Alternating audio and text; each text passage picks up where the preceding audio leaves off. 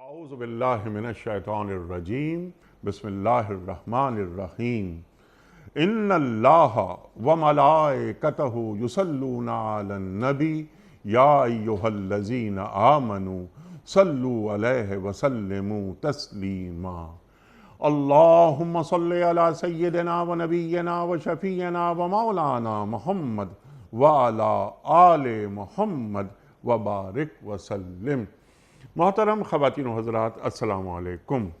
پیام صبح کے ساتھ ایک بار پھر حاضر میں ہوں آپ کا میزبان انیق احمد۔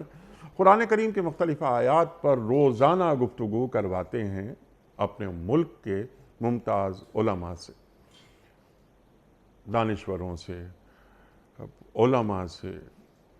خواتین و حضرات، یہ جو علماء، یہ فقہا تشریف لاتے ہیں ہمارے پروگرام میں، مقصد صرف یہ کہ ہم ان سے سیکھیں کہ قرآن کریم ہم سے مخاطبت کیا کر رہا ہے، قرآن کریم کا پیغام ہمارے لیے کیا ہے، اور صرف ہمارے لیے ہی نہیں، ہم تو وابستہ ہیں امت محمدیہ صلی اللہ علیہ وآلہ وسلم سے۔ یہ پیغام تو پوری انسانیت کے لیے ہے، تو انسانیت کو اللہ تعالیٰ کیا پیغام دے رہا ہے، اس کے معنی، مطالب، مفاہیم کیا کیا ہیں۔ ہمارے ملک کے ممتاز علماء، مفتیان، اسکالرز، دانشور تشریف لاتے ہیں اور بتاتے ہیں ہمیں کہ اللہ تعالیٰ کیا مخاطبت کر رہا ہے اور ہمیں کیسا دیکھنا چاہتا ہے۔ یہ بات یقیناً طے ہے کہ اللہ ہمیں باوقار انداز میں زندگی گزارنا سکھاتا ہے۔ خواتین و حضرات، آج ہم جن آیات کے تعلق سے سیکھیں گے وہ آیات ہیں سورہ نساء کی 144 اور 145، یہ دو آیات 144 اور 145۔ اللہ تعالیٰ کیا فرما رہا ہے، اہل ایمان سے مخاطبت کر رہا ہے۔ کیا فرماتا ہے اللہ تعالیٰ کہ یہ تم اہل ایمان جو ایمان کے دعوے دار ہو، تم مومنوں کو چھوڑ کر کافروں کو دوست نہ بناؤ۔ صرف اتنا ہی کافی نہیں، اللہ اکبر۔ اللہ فرما رہا ہے کہ کیا تم یہ چاہتے ہو کہ اللہ کو اپنے خلاف واضح دلیل دے دو؟ اللہ اکبر۔ خواتین و حضرات، یہ جو اہل ایمان کے تعلق سے اللہ تعالیٰ فرما رہا ہے کہ اہل ایمان کو چھوڑ کر، مومنوں کو چھوڑ کر کفار کو دوست نہ بناؤ، کیا معنی ہے اس کے؟ تمام کفار کے تعلق سے یہ بات ہو رہی ہے کہ یا محض وہی کفار کہ جو مسلمانوں کے دشمن ہیں اور مسلمانوں سے لڑتے ہیں، یا مسلمانوں کو ان کے گھروں سے نکال دیتے ہیں، مسلمانوں کو تکالیف پہنچاتے ہیں، یا یہ تمام کے تعلق سے یہ بات فرمائی جا رہی ہے۔ پھر اللہ یہ فرما رہا ہے کہ اگر تم انہیں دوست بناؤ گے، اپنا سرپرست بناؤ گے، اپنا رازدار بناؤ گے، تو تم اللہ کو اپنے خلاف ایک دلیل دے دو گے، حجت دے دو گے۔ اس پر بھی ہم بات کروائیں گے اپنے معزز مہمان سے۔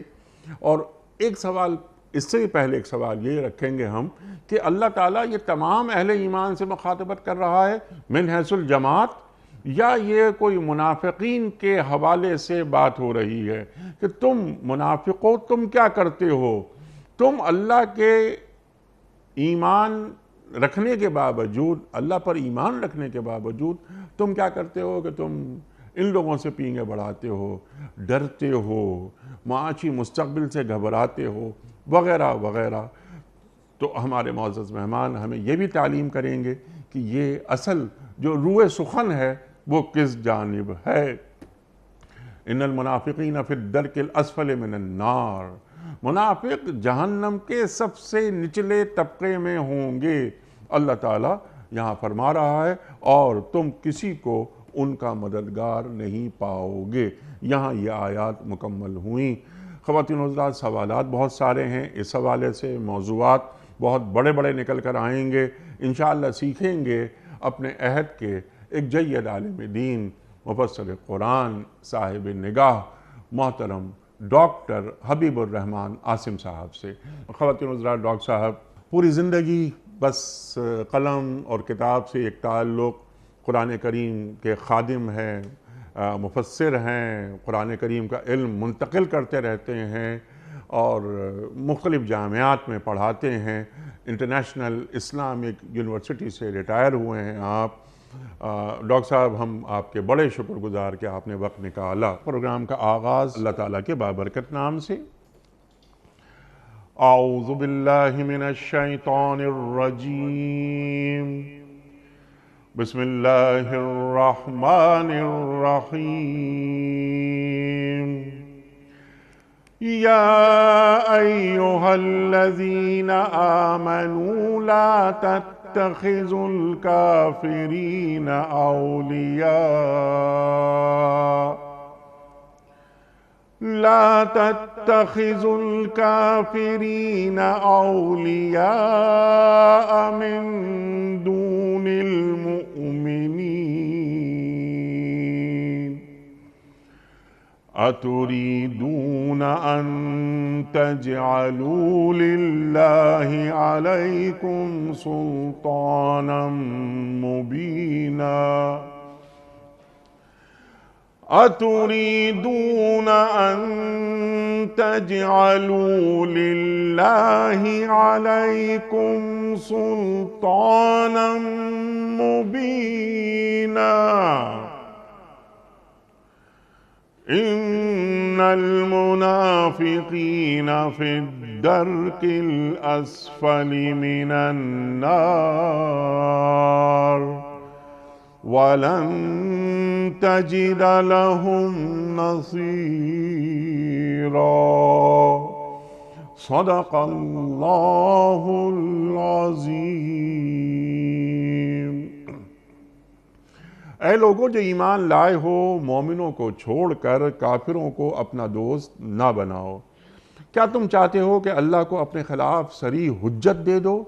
یقین جانو کہ منافق جہنم کے سب سے نچلے طبقے میں جائیں گے اور تم کسی کو ان کا مددگار نہیں پاؤ گے۔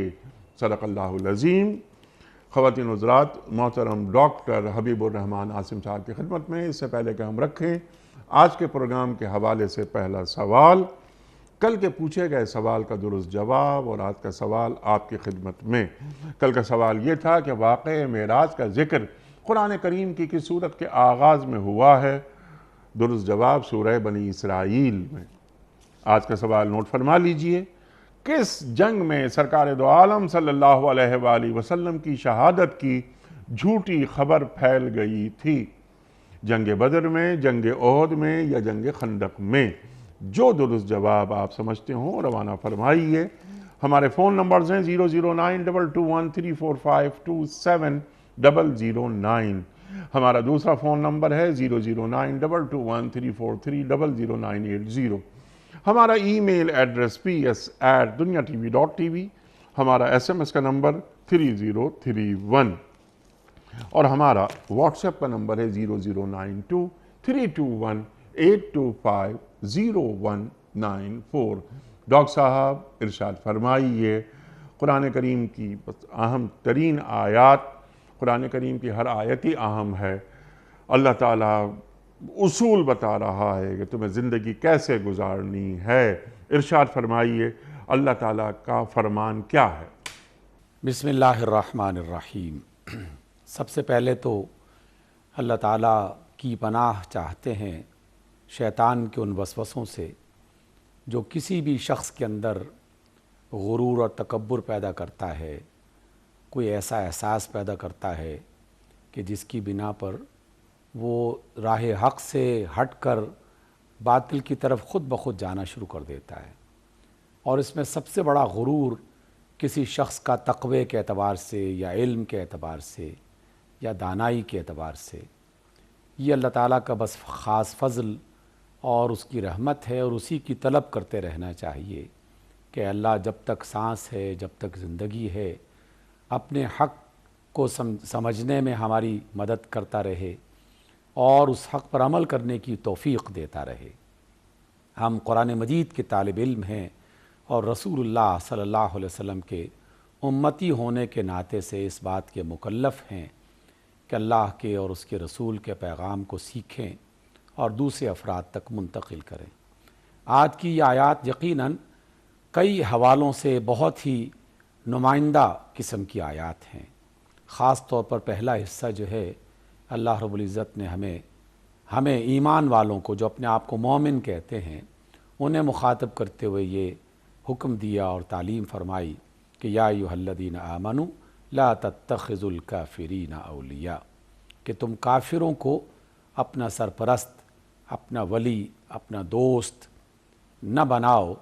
اور اس سے یقیناً آپ نے جو سوال اٹھایا اسی کے ذریعے سے اس کا جواب ہمیں ملتا ہے کہ اس سے مراد وہ تمام کافر کہ جو نہ صرف یہ کہ اللہ کو نہیں مانتے، اللہ کے رسول کو نہیں مانتے، اہل ایمان کے ساتھ وہ ایک طرح کی دشمنی قائم کیے ہوئے ہیں، اور وہ کوئی موقع ایسا نہیں جانے دیتے کہ جس میں وہ یا اللہ تعالیٰ کے قرآن کے خلاف کوئی ہرزہ سرائی کریں، یا رسول اللہ صلی اللہ علیہ وسلم کے بارے میں کوئی گستاخانہ بات کہیں، یا مسلمانوں کو جسمانی طور پر، مادی طور پر، فکری طور پر گمراہ کرنے کی اور انہیں نقصان پہنچانے کی کوشش نہ کریں۔ تو ایسے وہ تمام لوگ کہ جو مسلمانوں کے دشمن ہیں اور وہ کافر بھی ہیں، تو اللہ تعالیٰ بار بار خبردار کر رہا ہے کہ تم سب سے پہلے تو اپنے دشمن کو پہچانو، اور جب دشمن واضح ہو چکا ہو تو پھر انہیں اپنا سرپرست، اپنا ولی اور اپنا مددگار اس طرح سے نہ بناؤ کہ بالآخر بات یہاں تک پہنچ جائے کہ تم یہ گمان کرنے لگو کہ بس یہی ہماری حفاظت کریں گے تو ہم محفوظ ہوں گے، یہ ہماری مدد کریں گے تو ہم اس مشکل سے نکلیں گے، یہ ہماری پشت پناہی کریں گے تو ہم ان مصیبتوں کا سامنا جو ہے وہ آسانی سے کر پائیں گے۔ پھر وہ اللہ پر بھروسہ آہستہ آہستہ کمزور پڑنا شروع ہو جاتا ہے، اور پھر ان قوتوں کا سہارا تلاش کرنے کے لیے دن رات کوششیں شروع ہو جاتی ہیں۔ اس کی سب سے واضح مثال اور کتنی شاندار اور اچھی مثال ہے، جناب رسول اللہ صلی اللہ علیہ وسلم ریاست مدینہ قائم کر چکتے ہیں، اور بالکل ابتدائی ہی زمانے میں، ریاست کے بالکل ابتدا میں غزوہ بدر کا موقع آ جاتا ہے، اور غزوہ بدر کہ جسے اللہ رب العزت نے یوم الفرقان قرار دیا ہے کہ حق اور باطل، خیر اور شر کے درمیان میں فرق کر دینے والا دن، جیسے قرآن حق و باطل میں فرق کرنے والی کتاب ہے، غزوہ بدر جو ہے وہ حق اور باطل کے درمیان میں فرق کر دینے والا ایک دن ہے۔ اور اس دن کے حوالے سے جتنے بھی ایکشنز، جتنے بھی کام اور جتنے بھی کردار سامنے آئے، وہ قرآن مجید کے بہت سارے احکام کی تفسیر بنتے چلے گئے۔ بہت تھوڑی سی تعداد، تمام تر روایتوں کو اکٹھا بھی کیا جائے تو بمشکل 313 افراد، اسلحہ نہ ہونے کے برابر، اور گھوڑ سوار تو نظر بھی نہیں آتے تھے۔ اتنی کم مائیگی اور بظاہر ایک بہت ہی چھوٹی سی جماعت، اور اس کے مقابلے میں ایک بڑی قوت موجود تھی جس کی تعداد کی وضاحت اور اسلحوں کی تفصیل بتانے کی ضرورت نہیں، لیکن یہ کنفرم ہے، تمام تر مفسرین اور تاریخ دان اور سیرت نگار متفق ہیں کہ ایک طرف ایک چھوٹی سی جماعت، محدود اسلحہ، محدود وسائل، اور دوسری طرف ایک بڑے کر و فر والی جو ہے وہ جماعت جس میں کئی قبائل بھی شامل تھے۔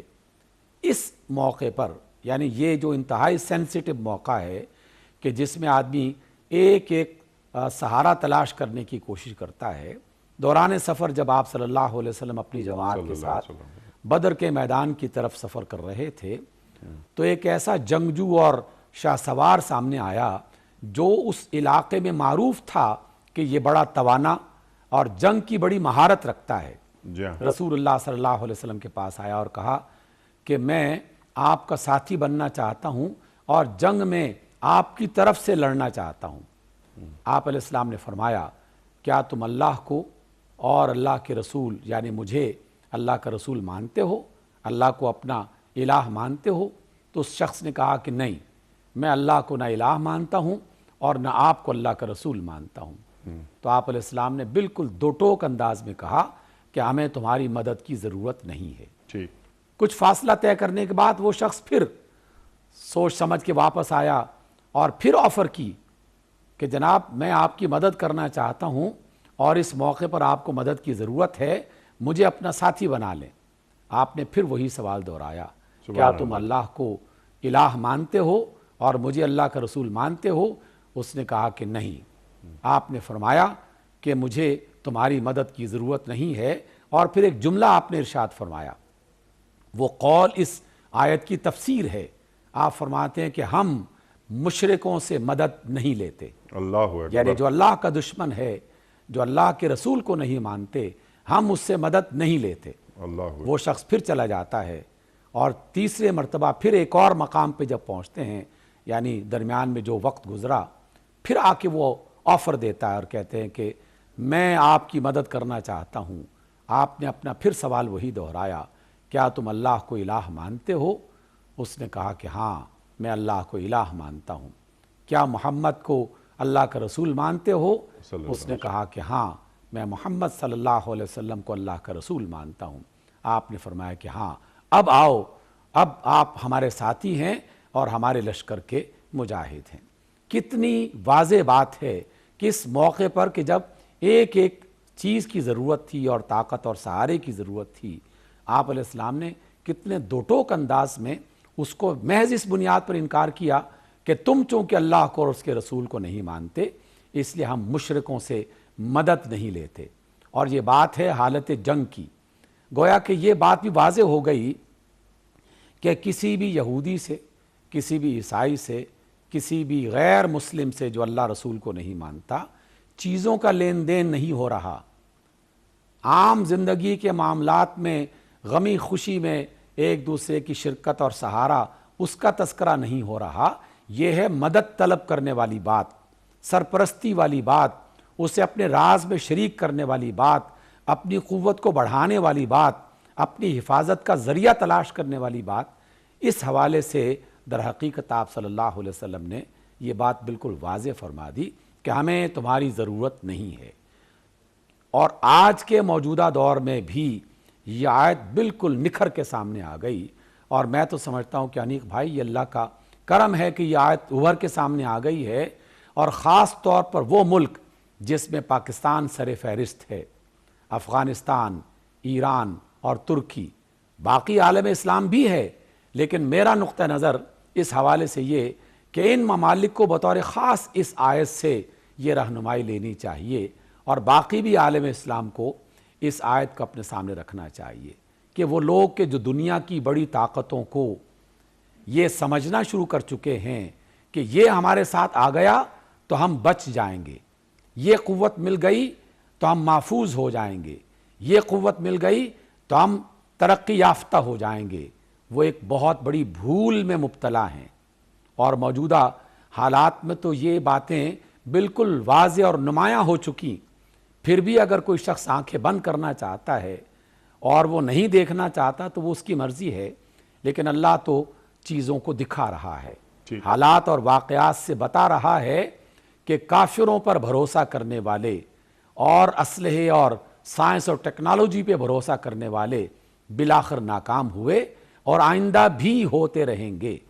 ہاں جس کا ایمان ہے، جس شخص کا یہ ایمان ہے کہ اللہ ہی سب سے بڑی طاقت اور اللہ کے رسول کی تعلیم سب سے بڑا سہارا ہے، تو پھر اللہ تعالیٰ ان تمام قوتوں کو ان کا غلام بنا دیتا ہے اور ان کی مدد کے لیے وہ اسباب مہیا کر دیتا ہے۔ اور پھر آپ نے دیکھا کہ اللہ کے رسول صلی اللہ علیہ وسلم کو مختلف غزوات میں اسی اصول کو بنیاد بناتے ہوئے اللہ تعالیٰ نے مدد فراہم کی، کبھی فرشتوں کی صورت میں اور کبھی خود انسان کے اپنے اندر ایسی طاقت اور ایسی قوت پیدا کر دی کہ وہ تمام چیزیں ہمارے لیے مثال بن جاتے ہیں۔ غزوہ بدر پھر دوبارہ ہماری رہنمائی کرتی ہے اس موقع پر کہ ابو جہل اپنے زمانے کا ایک بڑا توانا آدمی، سردار، بڑے بڑے جنگوں میں شریک ہو کر اپنی بہادری کا لوہا منوانے والا شخص، لیکن قتل کس کے ہاتھوں سے ہوا؟ 2 بچوں کے ہاتھوں سے، اور 2 بچوں نے جب شدید طریقے سے اسے زخمی کر دیا تو پھر اس کا گلا کس نے اتارا؟ اس علاقے میں مسلمانوں کا کمزور ترین فرد عبداللہ ابن مسعود۔ اور جب وہ ابو جہل کا گلا کاٹ رہے تھے تو ابو جہل نے یہ کہا کہ او چرواہے کے بچے، اور اس کو حقیرانہ انداز میں یہ جملہ کہا کہ تم بڑی اونچی جگہ پہ چڑھ گئے ہو، اور اس کے باوجود بھی اللہ رب العزت نے اس کا سر جو غرور سے پر تھا اس کو عبداللہ ابن مسعود کے ذریعے سے کٹوا کے اسے ذلیل اور بالکل ذلت میں پہنچا دیا۔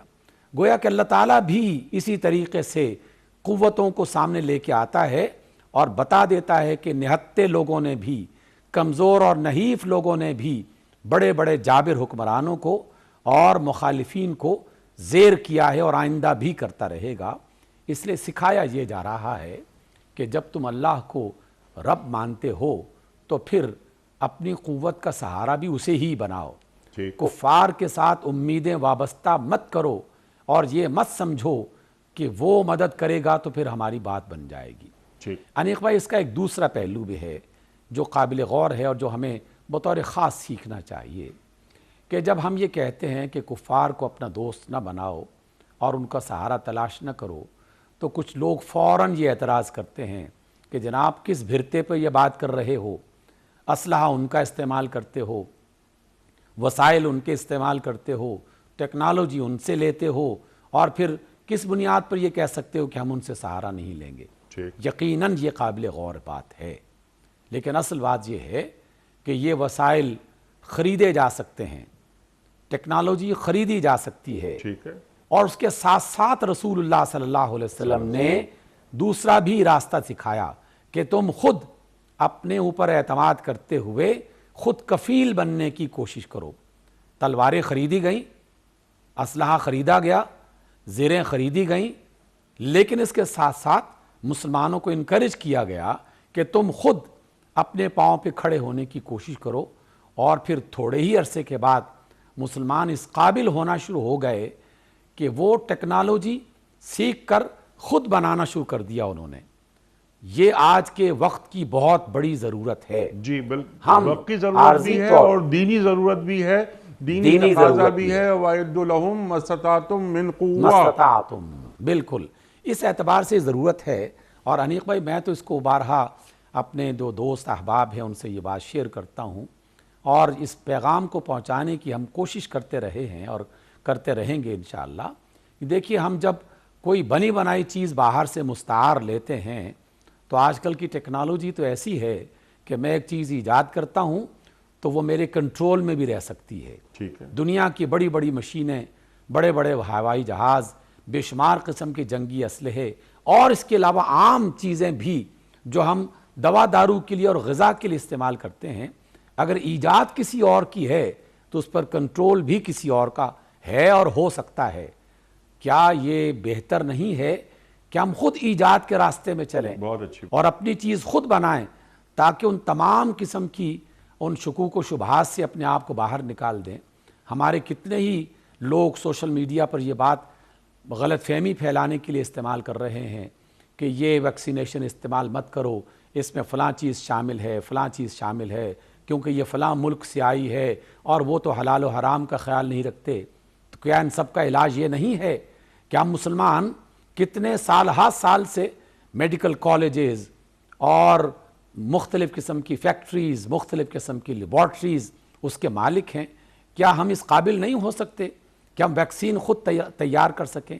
جس طرح اسلحے کے میدان میں پاکستان نے اور پاکستان جیسے بعض ممالک نے خود کفالت کے راستے کو اختیار کیا اور اب دھڑلے سے پوری قوت کے ساتھ کھڑے ہو جاتے ہیں، تو یہ آیت ہمیں یہ سمجھا رہی ہے کہ کفار سے مدد لینے کے بجائے اپنے پاؤں پہ کھڑے ہو اور اللہ کو اپنا سہارا بناؤ۔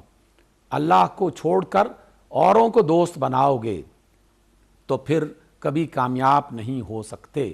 اقبال پھر درمیان میں آ جاتے ہیں۔ میں تو اقبال کو مفسر قرآن سمجھتا ہوں۔ قرآنی آیات کو اپنے اشعار میں بیان کیا، بتوں سے تجھ کو امیدیں، خدا سے نومیدی، مجھے بتا تو صحیح اور کافری کیا ہے؟ کافر کسے کہتے ہیں؟ کہ جو اللہ کو چھوڑ کر غیر اللہ پر امید وابستہ کر دے اور اس سے وابستہ کرنے کے بعد اسی پر بھروسہ اور اعتماد کرنا شروع کر دے۔ کتنے نادان ہیں وہ لوگ جو اپنے تبصروں میں، اور آئے دن ہمارے مختلف چینلز میں یہ بات سننے دیکھنے کو ملتی رہتی ہے، جناب وہ بندے وہ ملک اب کامیاب ہو جائے گا کیونکہ اس کے پیچھے تو امریکہ ہے، اس کے پیچھے تو چین کھڑا ہو گیا ہے، اس کے پیچھے تو روس کھڑا ہو گیا ہے۔ یہ جملے کوئی بہت اچھے جملے نہیں ہیں۔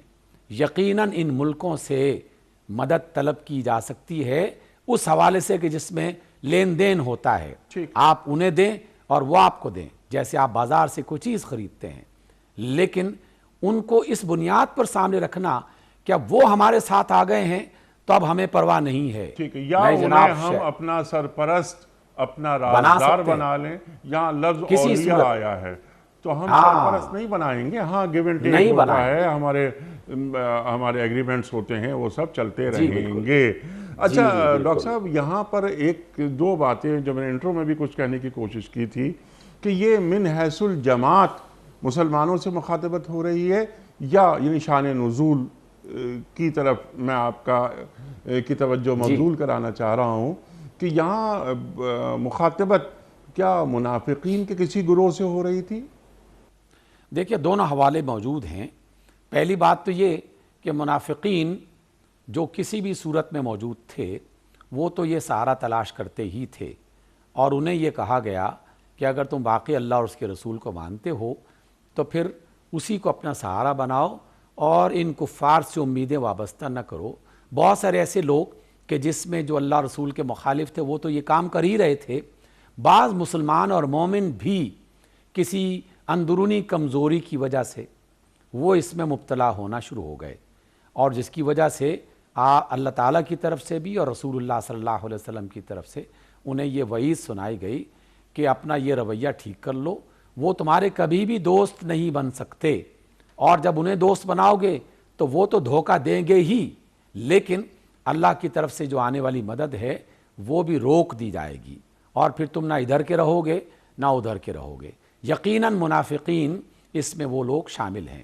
آج کے دور میں بھی وہ بظاہر مسلمان جو کلمہ پڑھتے ہیں یا حقیقت میں پورے طریقے سے اللہ رسول کو مانتے ہیں، لیکن ایمان میں کمزوری کی وجہ سے یا کسی غلط فہمی کی وجہ سے اس طرح کا رویہ اختیار کیے ہوئے ہیں، تو یہ انہیں بھی سمجھایا جا رہا ہے۔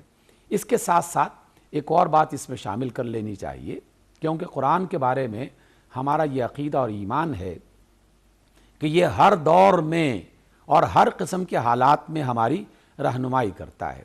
آپ نے یہ بات دو بار پوچھی، یقیناً یہ بات اس وجہ سے پوچھنی چاہیے اور اس کی ضرورت ہے کہ جب ہم کفار کا، مشرکین کا، اہل کتاب کا، یہود و نصارہ کا تذکرہ کرتے ہیں تو اس میں دو حصوں کو بالکل الگ الگ کرنا چاہیے۔ ایک حصہ ہے عوام کا، امریکہ میں لاکھوں جو ہے وہ اہل کتاب رہتے ہیں، پاکستان میں بھی رہتے ہیں، دنیا میں کئی مقامات پر رہتے ہیں، اور دیگر ممالک میں بھی یہود و نصارہ ہیں، ہندو ہیں، غیر مسلم ہیں، عوام۔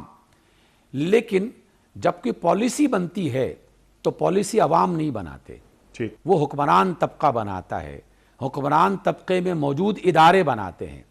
تو یہ بات در حقیقت اداروں کو اور حکمرانوں کو سمجھائی جا رہی ہے کہ جب تم کوئی پالیسی بناؤ، جب تم حکمت عملی اختیار کرو، جب تم کوئی فیصلہ کرو ملک اور قوم کی قسمت کو بنانے اور سنوارنے کا، تو اس میں یہ بات اپنے سامنے رکھو کہ جو اللہ کے دشمن ہیں، جو اللہ کے رسول کے دشمن ہیں، انہیں اپنا ولی، سرپرست، رازدار مت بناؤ۔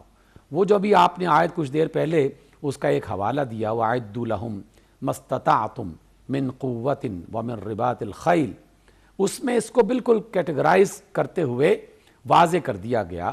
اللہ رب العزت نے تین قسم کے دشمنوں کا ذکر کر دیا۔ ترہبون بہ عدو اللہ، جو اللہ کا دشمن ہے اسے خوف زدہ کرو، اور عدوکم، جو تمہارا دشمن ہے اسے خوف زدہ کرو، اور وآخرین من دونہم، جو اس کے علاوہ ہیں منافقین۔ گویا کہ وہ لوگ کہ جو ابھی تک یہ سوال کرتے ہیں کہ جناب پتہ نہیں چل رہا کہ کون ہمارا دشمن ہے، تو انہیں یہ پتہ چلا لینا چاہیے، اب تک انہیں یہ پتہ چل جانا چاہیے کہ جو تمہارے رب کا دشمن ہے وہ تمہارا دوست نہیں ہے، جو تمہارے رسول کا دشمن ہے وہ تمہارا ساتھی نہیں ہے، اور جو تمہارے ملک، تمہاری قوم اور تمہاری ملت کا دشمن ہے وہ بھی تمہارا دوست نہیں ہے۔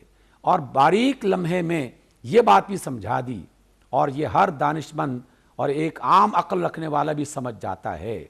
ہم یہ سمجھتے ہیں کہ جو ہمارے غم میں افسردہ ہو جائے اس سے امید وابستہ ہو جانی چاہیے، اور جو ہماری خوشی میں خوش ہو جائے اس سے تعلق قائم کیا جا سکتا ہے، لیکن جو ہماری خوشی میں غمزدہ ہو جائے اور ہمارے غم پہ خوش ہونا شروع ہو جائے تو کیا پھر بھی پتہ نہیں چلے گا کہ یہ ہمارا ساتھی ہے کہ نہیں ہے، اللہ پھر بھی دشمن کا پتہ نہیں چلے گا۔ پاکستان نے جب ایٹمی توانائی حاصل کی اور اس کا جب اعلان کیا تو اللہ تعالیٰ نے روز روشن کی طرح دشمنوں کو واضح کر دیا، ٹھیک، کون کون وہ لوگ تھے، کون کون سے وہ ملک تھے، کون کون سے وہ ادارے اور قوتیں تھیں جن کے چہرے اتر گئے، جن کی زبانیں چل پڑی، جنہوں نے امداد بند کرنا شروع کر دی، جنہوں نے شور مچانا شروع کر دیا۔ کیا یہ سب کچھ لوگوں کو نظر نہیں آ رہا تھا؟ ٹھیک، اور جب کبھی ملک کسی مصیبت میں آیا تو کس نے جو ہے وہ شادیانے بجائے، کس نے خوشی کا اظہار کیا؟ کیا یہ بھی پتہ نہیں چل رہا تھا؟ اگر اب بھی پتہ نہیں چل رہا تو پھر اس لمحے سے ڈرنا چاہیے کہ اللہ تعالیٰ کہیں کوئی خوفناک فیصلہ نہ کر دیں، سبحان اللہ، کیونکہ اللہ تعالیٰ ایسے کم عقل افراد کو اور طبقات کو اور معاشروں کو زیادہ دیر تک قائم نہیں رکھتا۔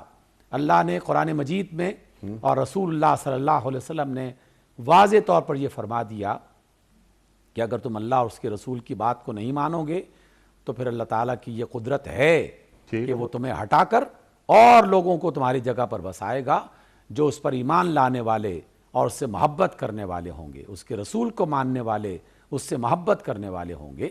اس لیے ہوش کے ناخن لینے سبحان چاہیے۔ اللہ، بالکل۔ اور جس طرح آپ نے فرمایا کہ وہ یا ایھا الذین آمنوا لا تتخذوا عدوی وعدوکم اولیاء، جی میرے دشمنوں کو، اپنے دشمنوں کو اپنا دوست نہ بناؤ۔ بالکل واضح ہو گئی بات کہ وہ لوگ جو اللہ کے دشمن ہیں، جو اللہ کے رسول صلی اللہ علیہ وآلہ وسلم کے دشمن ہیں، وہ ہمارے دوست کیسے ہو سکتے ہیں؟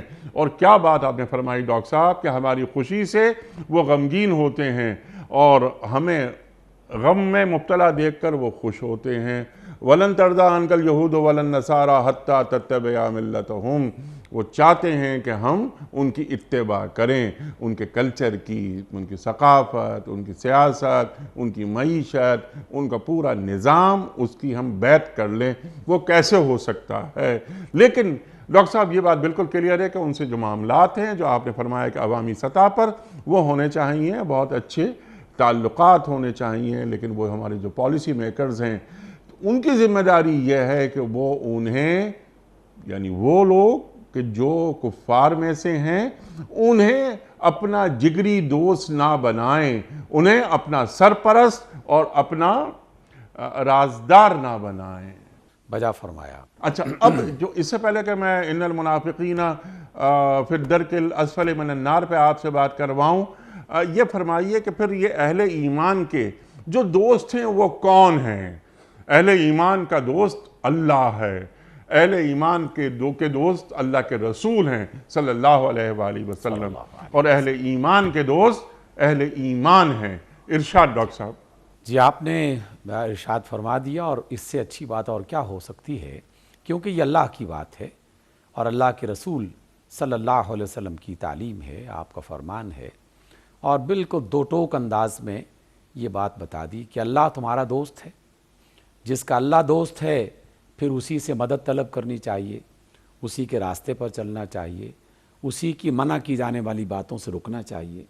اور جس نے اللہ کے رسول کو دوست بنایا، کیونکہ اللہ کے رسول تو دوست ہیں ہی، اس میں کوئی شک ہی نہیں ہے، اور اس میں کوئی کسی قسم کا ابہام ہونا ہی نہیں چاہیے کہ اللہ کے رسول ہمارے خیر خواہ ہیں صلی اللہ علیہ وسلم۔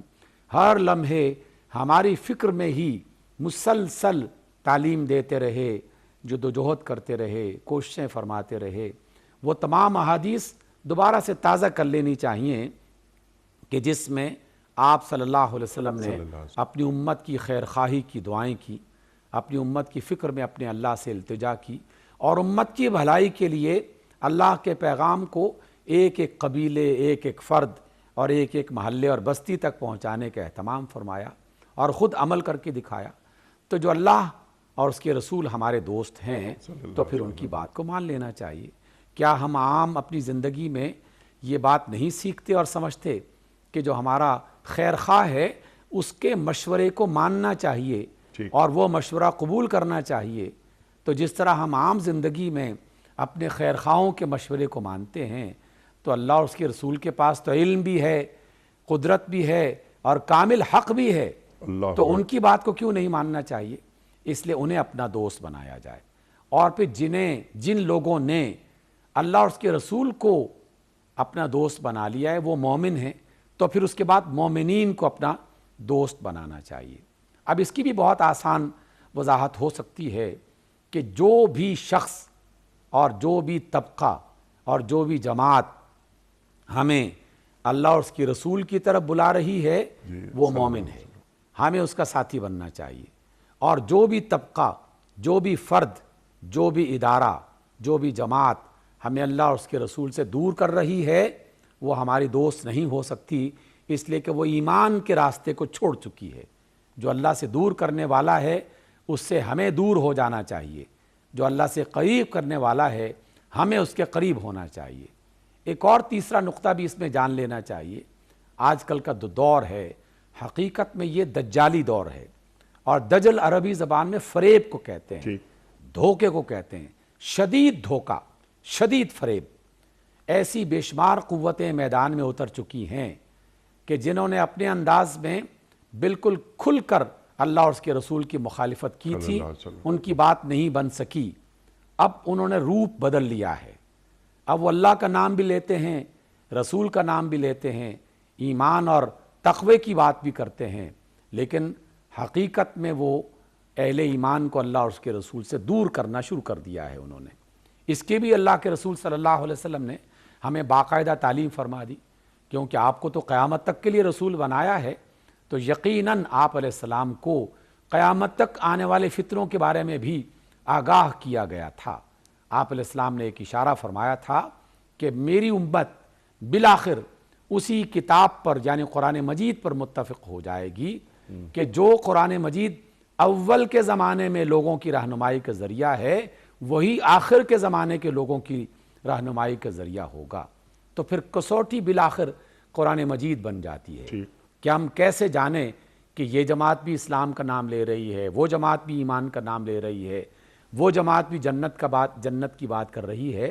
تو قرآن مجید کو کسوٹی بنا لیا جائے، جو قرآن کے مطابق بات کہہ رہا ہے ہمیں اس کے ساتھ تعاون کرنا ہے، جو قرآن سے ہٹ کر کوئی بات کہہ رہا ہے ہمیں اس سے محتاط رہنا چاہیے، اس کا ساتھی نہیں بننا چاہیے۔ سبحان اللہ۔ اس لیے اللہ، رسول اور مومنین، بس ان کو اپنا دوست بنائیے، اور مومنین کا دائرہ تو بہت پھیل چکا ہے اور اس کو تلاش کرنا بہت آسان ہے۔ قرآن مجید کو سوٹی بنا لی جائے، رسول اللہ صلی اللہ علیہ وسلم کی تعلیم، آپ کی سنت اور آپ کے قریبی جو افراد جنہوں نے اس تعلیم کو سیکھا اور اس سنت پر عمل کیا، جسے صحیح مسلم کی روایت میں اہل بیت کی حوالہ بھی ایک دیا جاتا ہے، لیکن حقیقت میں تو آج آ کے قرآن مجید وہ کسوٹی بنتا ہے کہ اللہ کے رسول بھی اسی کے ساتھ جڑے ہوئے، اللہ بھی اس کے ساتھ جڑے ہوئے، اہل بیت بھی اس کے ساتھ جڑے ہوئے۔ تو یہ قرآن ہے جو بات بات پر ہمیں یہ سمجھائے گا کہ ہاں یہ ہے مومن اور یہ اللہ اور رسول کی بات کر رہا ہے، بس اس کے ساتھ تعاون کریں، انہیں اپنا رازدار بنائیں، انہیں اپنی قوت اور سہارے کا ذریعہ بنائیں۔ اصل قوت اللہ کی ہے، وسیلہ اللہ کے رسول صلی اللہ علیہ وسلم کا، راستہ اللہ کے رسول صلی اللہ علیہ وسلم کا، اور ان لوگوں کو اپنا ساتھی بنا کر اپنی اس دنیا میں ترقی اور آگے بڑھنے کا جو راستہ ہے اسے اختیار کریں۔ سبحان اللہ، سبحان اللہ۔ ڈاکٹر صاحب، آپ کی اس گفتگو کی روشنی میں جو لوگ اہل ایمان کو چھوڑ کر کافروں کو دوست بناتے ہیں، اللہ اور اللہ کے رسول صلی اللہ علیہ وآلہ وسلم کو چھوڑ کر کفار کو دوست بناتے ہیں، تو گویا ان کا یہ عمل ایک طرح سے شرک اور کفر کے مترادف ہے؟ کوئی شک نہیں ہے اس کے اندر۔ دیکھیے، ہم شرک کسے کہتے ہیں کہ ایک طرف اللہ کی بات ہو اور اس کے مقابل میں کسی اور کی بات آ جائے، تو جب ہم کسی اور کی بات میں مانیں گے تو اسی کو شرک کہا جاتا ہے۔ اور کفر کسے کہا جاتا ہے کہ اللہ کے رسول ایک بات فرما رہے ہوں اور ہم کہیں کہ ہم نہیں مانتے، کفر انکار ہی تو کرنا ہے کہ میں نہیں مانتا۔ تو جس نے انکار کیا اس نے کفر کا راستہ اختیار کیا، اور جس نے اللہ کے مقابلے میں کسی اور کی بات کو فوقیت دی، ترجیح دی، پریفر کیا اور اسے بہتر سمجھا کہ نہیں اللہ کی بات ہے لیکن یہ اس سے شاید بہتر ہے، تو اسی کو تو شریک کرنا ہوتا ہے۔ رسول اللہ صلی اللہ علیہ وسلم نے کتنے واضح انداز میں یہ بات ارشاد فرمائی تھی۔ قرآن مجید میں بھی وہی بات بیان کی گئی ہے کہ تم نے اپنے علماء کو معبود بنا رکھا ہے۔ ٹھیک، کیا معبود بنایا ہے؟ ان علماء کے سامنے سجدہ نہیں کرتے تھے، لیکن ان علماء کی وہ بات ماننا شروع کر دی انہوں نے کہ جو اللہ کے مقابلے کی تھی۔ ٹھیک، اسی وجہ سے رسول اللہ نے یہ فرمایا کہ علماء جو حلال کر دیں تم انہیں حلال ماننا شروع کر دیتے ہو، اور جو حرام بنا دیں اسے حرام بنانا شروع کر دیتے ہو، یہ جانے بغیر کہ اللہ اور اس کے رسول کیا فرما رہے ہیں۔ جی ہاں، اس لیے علماء بھی بعض اوقات شرک کا ایک ذریعہ بن جاتے ہیں اگر بے سوچے سمجھے ان کی بات کو تسلیم کر لیا جائے۔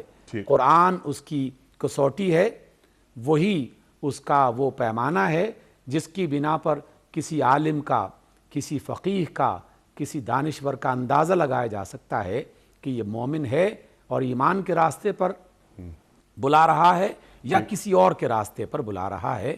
اس لیے محتاط رہنا چاہیے، ٹھیک، پھونک پھونک کے قدم رکھنا ٹھیک، چاہیے۔ بالکل ڈاکٹر صاحب، تبھی لیکن جس بچت ہو جانب آپ نے اشارہ فرمایا وہ اللہ تعالیٰ یہودی علماء کی مذمت کر رہا ہے، ٹھیک ہے نا ڈاکٹر صاحب؟ ہاں، کیا اچھی بات فرمائی آپ نے۔ لیکن اللہ کے رسول نے دیکھیے کتنی وضاحت کے ساتھ یہ بھی ارشاد کوئی ایسا معاملہ نہیں ہے انیق بھائی، آپ بھی یقیناً جانتے ہیں کہ جسے اللہ کے رسول نے چھوڑا ہو، جی، کوئی ابہام باقی نہیں رکھا کہ جیسے یہودی علماء کا یہ وتیرہ تھا، مسلمانوں میں بھی ایسے کچھ علماء دانشور آئیں گے اور ہیں اور تھے کہ جنہوں نے اللہ اور اس کے رسول کے مقابلے میں ایسی باتیں کہیں جو اللہ اور اس کے رسول کی مخالفت میں تھیں، لیکن لبادہ اسلام کا اوڑھ رکھا تھا۔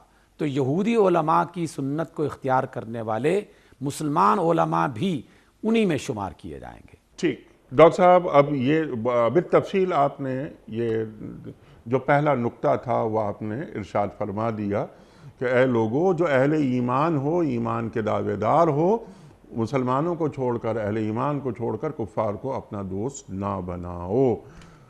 ڈاکٹر صاحب، اب فوراً اللہ تعالیٰ ارشاد فرماتا ہے، جس جانب میں نے بھی ایک سوال رکھا تھا کہ یہ کیا منافقین کے رویوں کے حوالے سے بات ہو رہی ہے، اللہ تعالیٰ فرماتا ہے کہ ان المنافقین فی الدرک الاسفل من النار، اللہ اکبر۔ اب یہ منافقین یعنی ان کا جو جرم ہے وہ اتنا سنگین ہے کہ انہیں جہنم کے سب سے نچلے طبقے میں رکھا جا رہا ہے۔ جی ہاں، یقیناً یہ بہت ہی بھیانک بات ہے اس حوالے سے، اور وہ لوگ کہ جن کے دل میں ایمان کے حوالے سے کوئی شک ہے یا عمل کے حوالے سے کوئی شک ہے، یا وہ کسی لالچ میں آ کر اس طرح کا کردار عطا کر رہے ہیں، بنا رہے ہیں۔ ہم نے اپنی گفتگو میں اس بات کو واضح کرنے کی کوشش کی کہ منافقین وہ جو عقیدہ اور ایمان میں منافقت اختیار کر رہے ہیں وہ تو کلیئر کٹ جہنم کا حصہ بن جائیں گے، لیکن ایسے بہت سارے اصحاب ایمان جنہیں اللہ نے ایمان کی توفیق دی لیکن دنیاوی لالچ میں آ کر یا جہالت میں آ کر، ناواقفیت اور نادانی میں آ کر وہ اس کا حصہ بننا شروع ہو گئے، انہیں بھی خبردار ہونا چاہیے، کیونکہ قرآن مجید میں کئی مقامات پر اس بات کی وضاحت کی کہ ایک وہ جو اللہ کو نہیں ماننے والے اور انکار کرنے والے کھل کر کافر کہہ دیا گیا، لیکن انہی جیسا کام کرنے والے لوگ وہ بھی انہی میں شمار کر دیے جاتے ہیں۔ انہیں خبردار رہنا چاہیے کہ ان کا انجام انتہائی خوفناک ہے۔ اللہ تعالیٰ نے ان تمام منافقین، عقیدے کے منافق، عمل کے منافق، سب کو یکساں کر کے خبردار کیا ہے کہ اگر تم میرے عذاب میں گرفتار ہو گئے تو جان لو کہ تمہارے لیے جو سخت ترین عذاب ہے وہ ہم نے منتخب کر رکھا ہے، اور وہ ہے ہاویہ کا عذاب۔ ہاویہ جہنم کا سب سے نچلا طبقہ ہے کہ جہاں پر شدید ترین بندے کے گمان میں نہیں آ سکتا کہ کس کس طریقے سے اذیت اور عذاب کا سامنا کرنا پڑے گا، وہاں پھینکا جائے گا۔ گویا کہ اللہ تعالیٰ کے غضب کا انتہائی درجہ ہوگا کہ جس کا شکار منافقین ہوں گے۔ تو آج کے منافقین کو یہ بات سمجھ لینی چاہیے، اگر وہ کسی لالچ میں آ کر نفاق کے راستے پر چل رہے ہیں یا کسی غلط فہمی میں مبتلا ہو کر اس نفاق کا شکار ہو چکے ہیں تو ابھی سے سنبھل جائیں، توبہ کر لیں، اللہ اور اس کے رسول کی طرف واپس پلٹ آئیں، ایمان والوں کے ساتھی بن جائیں، اور شر کے راستے کو چھوڑ کر خیر خواہی اور بھلائی کے راستے کو اختیار کر لیں۔ تو اللہ تعالیٰ کی یہ قدرت بھی ہے کہ اگر وہ درک اسفل کا اور سب سے جہنم کے نچلے درجے کا فیصلہ کر رہا ہے تو وہ انہیں بچا بھی سکتا ہے، نکال کے جنت کا حقدار بھی بنا سکتا ہے۔ جب تک سانس ہے بچنے کی، سنبھلنے کی توقع رکھنی چاہیے اور واپس پلٹنے کے لیے ارادہ کرنا چاہیے۔ جی سبحان اللہ ڈاکٹر صاحب، وہ تو یقیناً اس کے بعد وہ توبہ ہے، پھر اصلاح نفس ہے، پھر اعتصام باللہ ہے، دین کے ساتھ مخلصانہ رویہ ہے، پھر منافقین بھی اہل ایمان میں شمار ہو جائیں گے، اور اہل ایمان کو جو اجر کے وعدے اللہ تعالیٰ نے کیے ہیں وہ ان پر پورے ہو جائیں گے۔ لیکن یہاں تو پھر درک الاسفل من النار جو اللہ تعالیٰ فرما رہا ہے، تو کفار یعنی کفار کے تعلق سے بھی اللہ تعالیٰ نے اتنی سخت وعید نہیں رکھی، تو منافقین کا سب سے بڑا جرم کیا ہے کہ اللہ تعالیٰ انہیں اس طبقے میں بھجوا رہا ہے؟ دیکھیے منافقین کا جو جرم ہے وہ بالکل ویسا ہی لگتا ہے جیسے ہم بعض اوقات اپنی دنیا میں، ہماری مثال اور اللہ کی مثال یقیناً کوئی آپس میں لگاؤ نہیں ہے، لگا نہیں کھا سکتا، کوئی ایسی مماثلت نہیں ہے، لیکن صرف بات کو سمجھنے کے لیے کہ ہم بعض اوقات اپنی باتوں میں یہ بات کہتے ہیں کہ یار فلاں بندہ ہمارا مخالف ہے، لیکن کھل کر مخالف تو ہے، ہمیں پتہ ہے، اس کی پھر بھی ہم کچھ نہ کچھ عزت کرتے ہیں، اس کا کچھ خیال رکھتے ہیں اور کہتے ہیں کہ مخالف ہے تو ڈنکے کی چوٹ پر سامنے ہے، اس دشمن کا ہم مقابلہ کر سکتے ہیں۔ لیکن یہ جو اندر موجود ہے یہ انتہائی خبیث ہے، ہم اپنے غصے کا اظہار کرتے ہیں۔ اللہ رب العزت کو بھی ان منافقین پر شدید ترین غصہ ہے کہ یہ اہل ایمان کو تو دھوکہ دے ہی رہے ہیں، مجھے بھی دھوکہ دینے کی کوشش کر رہے ہیں، اور کیسے نادان لوگ ہیں کہ رب کائنات کو دھوکہ دینے کی کوشش کر رہے ہیں۔ تو اس پر اللہ تعالیٰ کا غضب اور زیادہ شدید ہو جاتا ہے اور بھڑک جاتا ہے، تو اس وجہ سے انہیں یہ ڈرایا جا رہا ہے کہ تم مجھے دھوکہ نہیں دے سکتے۔ دنیا میں انسانوں کو دھوکہ دیا جا سکتا ہے، لیکن رب کو دھوکہ کون دے سکتا ہے؟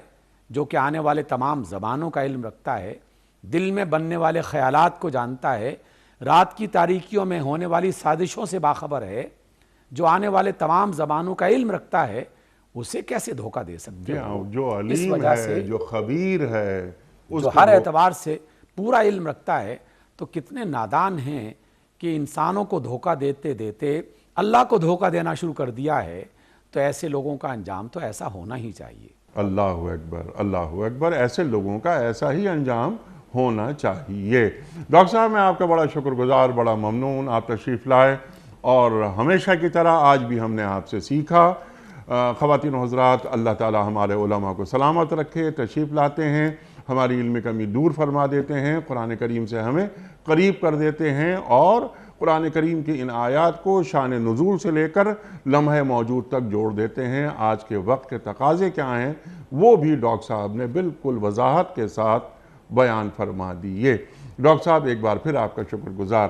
وقت مکمل ہوا ہمارے آج کے پروگرام کا۔ کوئز کل کا سوال ہمارا یہ تھا کہ واقعہ معراج کا ذکر قرآن کریم کی کس سورت کے آغاز میں ہوا ہے؟ درست جواب سورہ بنی اسرائیل میں۔ آج کا سوال نوٹ فرما لیجئے، کس جنگ میں سرکار دو عالم صلی اللہ علیہ وآلہ وسلم کی شہادت کی جھوٹی خبر پھیل گئی تھی؟ جنگ بدر میں، یا جنگ احد میں، یا جنگ خندق میں؟ جو درست جواب آپ سمجھتے ہوں روانہ فرمائیے۔ ہمارے فون نمبرز ہیں 009221345270009، ہمارا دوسرا فون نمبر ہے 009221343000980، ہمارا ای میل ایڈریس ps@duniatv.tv، ہمارا SMS کا نمبر 3031، اور ہمارا واٹس ایپ کا نمبر ہے 0092321825019 وقت ہے قرآن دازی کا، لیکن کراچی میں کوئی مہمان نہیں، تو یہ کام مجھے ہی کرنا ہوگا۔ آج کے ونر ہیں عبدالحمید چانگ صاحب راولپنڈی سے۔ آپ کی خدمت میں دنیا ٹی وی کی جانب سے دینی کتب پر مشتمل گفٹ ہیمپر آپ کی خدمت میں پیش کیا جا رہا ہے بذریعہ کوریئر۔ آپ کو بہت بہت مبارک ہو۔ پروگرام کا اختتام ہوتا ہے روزانہ ایک قول پر، اور وہ قول ہوتا ہے صاحب نہج البلاغہ امیر المومنین حضرت علی مرتضیٰ کرم اللہ وجہہ کا۔